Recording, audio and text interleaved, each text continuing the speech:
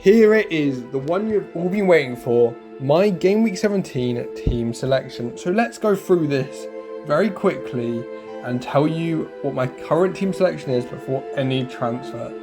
Now, in goal, we currently have Dubravka starting. He started midweek, he shaved off that injury or illness, and he will be starting in my team. On the left centre back, left defender, we have Gabriel in the squad. He's starting again against a Brighton team who are looking good, and I'm not sure if he will keep a clean sheet. Gabriel manages to hold his spot just because of the lack of good defenders this week. Additionally, Udogie comes back into this team after being benched for many weeks in my team and then finally returning from the bench against Newcastle.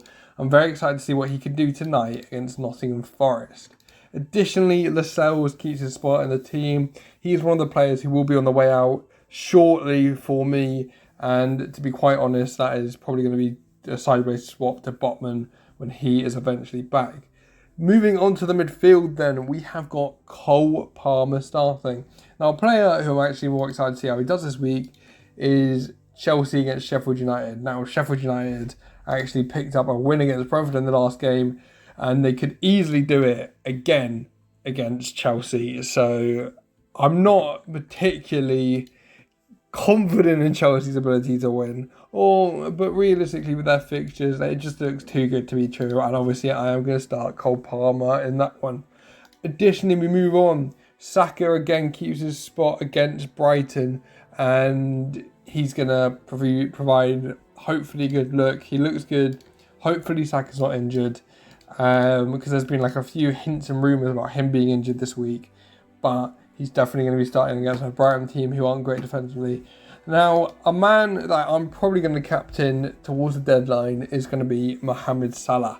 Mohamed Salah is, we all know what he does against Man United. We all know he's going to absolutely destroy them, but hopefully for me it's not 7-0. I'll take a couple of Salah goals and Man United can nick a win against Anfield, but I'm not sure about that. And now is my dilemma. So before I make any transfers, I'm obviously, that I got to see Mikasa in my squad. He could be playing. If we get any news about if he will be playing, I think that let's have a look. When do Man United versus Liverpool play? Man United versus Liverpool is Sunday at 4:30, so unlikely we're going to get any news. But it's either Garnacho or Tsimikas, and I just wonder if Garnacho will come up with something and Man United will win at Anfield, stop Liverpool's title hopes. Is it too good to be true? Am I kidding myself? Probably. But you know how it goes. We're all excited for that one. And someone else who is going to obviously be in the team, in the squad, Son. And I'm kind of tempted to captain him. If it wasn't on a Friday, I think I would captain him. But Salah against United, I don't want to miss out on those points if United do win. Realistically, I'm a United fan. If we beat them, I'm going to be happy. If Salah gets captain points and I get loads of points in fantasy this week, obviously I'm going to do that as well.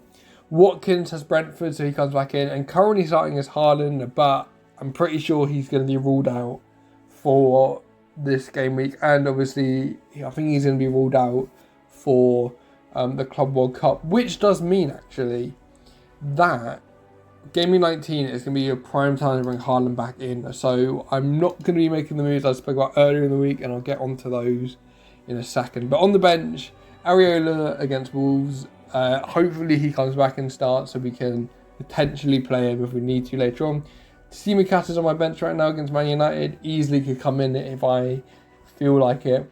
Gui against Man City. I don't know if he's going to be in that spot for too long. And Archer against Chelsea is indeed. So let's go on to the transfer plans. I still have not confirmed the transfer, and I should have confirmed my transfer last night. Gui is probably going to be gone. And Haaland is going to be gone. So we are going to be taking -4 this week. Haaland, I'm very, very tempted by Nkunku. He's back in full team training. He's got amazing fixtures. Sheffield United, Wolves, Crystal Palace, Luton, Fulham. I think he could be a Watkins replacement if we needed a Watkins replacement, which, I mean, I know Aston Villa have been doing well, but Watkins hasn't been doing too well. But he is probably not going to start against Sheffield United and only make like a 10-minute cameo at the end of the game. But after that, he's definitely on the watch list for future weeks. And I know my Premier League opponent is great getting differentials in, and he will be looking at Nkunku, licking his lips. And I hate it because I literally want Garnacho's differential to be so different I can get away from him. And he'd get the exact same player, which is just terrible.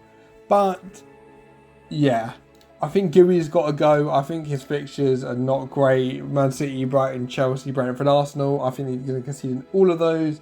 He doesn't really string up any good fixtures for a while. He's not played well recently. I think Goui's played well in terms of that, but I don't think Crystal Palace's defence have played very, very well.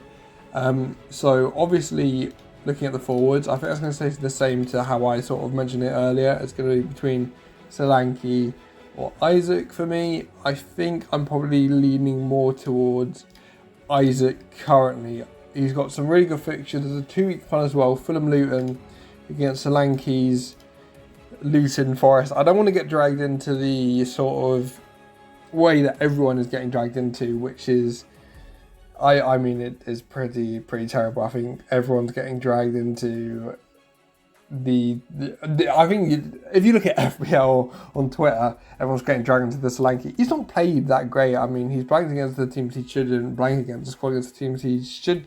He shouldn't be expected to score against, and he's blanked against Sheffield United, Crystal Palace. I mean, he could do well, but equally Luton and Forest could do well. And I'm not going to get in for the Fulham game. I think overall, I do think Isaac's got more chance. He didn't play in the Champions League, I don't think. I think he's probably the player that I am going to be getting in. Now, that could be a risky move. It could not be. Let's have a look. And yeah, Newcastle did lose. And Isaac did come on from the bench. Now, we could see a similar Gordon, Callum Wilson-Almiron sort of lineup. I just don't see it happening. I think Isaac is too important to not play realistically. But with Goui out, I think that there's only one man. Now, I did talk about Trent getting him in and all these other players, but if Haaland's only out for 2 weeks, realistically, I just think that I don't want to take more than one transfer to be able to get Haaland back in, if that makes sense. Because realistically, right, my plan was to get in this week, to get rid of Goui and get rid of Tsimikas and get in Trippier and get in a Chelsea asset. Now, I can still do that, but I don't need to get Trippier in this week, so I don't need to take another -4. So I think it's just going to be a Chelsea asset from me, which might be a bit risky, but I just think it's going to be do well and stuff. But I just assume it is. Like, I could get in Petrovic from Chelsea as a goalkeeper, you know. We could easily quite do that. I kind of want Gusto the most, just because we know Reece James out. He's the only right back for it. We know Cucurella, Chilwell's out. Realistically, the only defenders who are actually still able to play is Colwill, Diassi, Thiago Silva, and Badiashile. And Gusto in there as well. And then Sarr, who's not actually played this game week this season. So I think Colwill's just the one to get in. I think he can play. He's going to play on the left, maybe.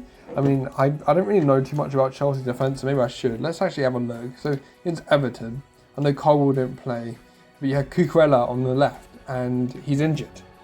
So, I think Colwill's just going to play. I'm pretty sure Colwill came on for Cucurella in this game as well. Yep. Oh no, he came off for Reece James. Okay. I just see it happening.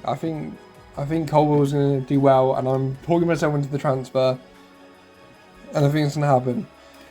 Against Man United, Colwell started from left back as well. So if Cucurella is out, Colwell will play left, and if Cucurella is in, then Cucurella will play right back, I guess. I think the only way Cucurella doesn't play right back, or Colwell doesn't play, sorry, is if Cucurella is somehow fit and plays at left back, and Gusto plays at right back and stuff. So I just don't see that happening. I think Cole's actually really good as well.